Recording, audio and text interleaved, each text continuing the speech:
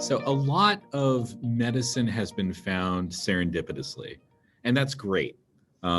There's a lot of virtue in simply keeping your eyes open and seeing what you can find.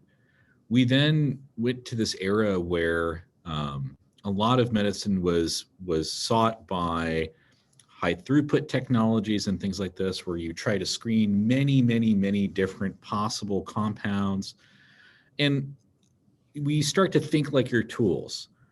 So if you get very good at screening lots of things, you become inured to the idea that the way to find medicine, the way to make medicine happen, is to screen a lot of things.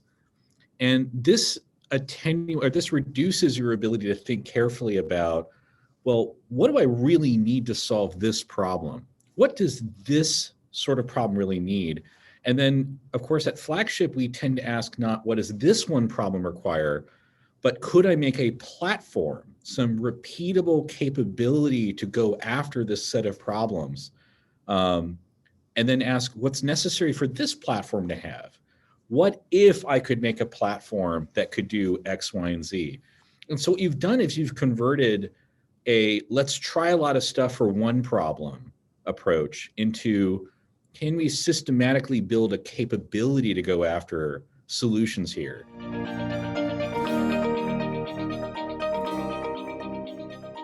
You know, there's two kinds of things that are really fun to build. The ones that actually work, and then the ones that don't work, but they're a really great cocktail story. One of my college buddies and I both joined Intel at the same time, and we decided we were going to build a dune buggy. So we bought a 1974 VW Beetle. We bought a 1975 VW bus transmission, and we built our own fuel injection manifold. We built a turbocharger for this thing. I mean, this was the most souped up 1974 engine you could imagine. And of course, we had only ever tested it on flat roads. And you know, this car was it was excitingly fun for a young 20-something to drive because it was extremely fast and also highly dangerous.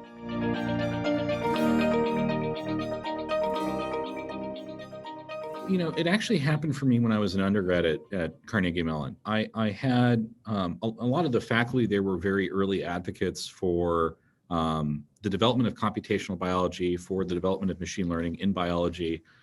And one of my former, you know, he's now since passed away, but, you know, Bill Brown was talking with me once in the hallway, and he said, you know, Rumi, one day we're not going to at all look forwards to make drugs. We're going to just only work backwards from what is the problem, and then we'll have a way to just directly design the solution.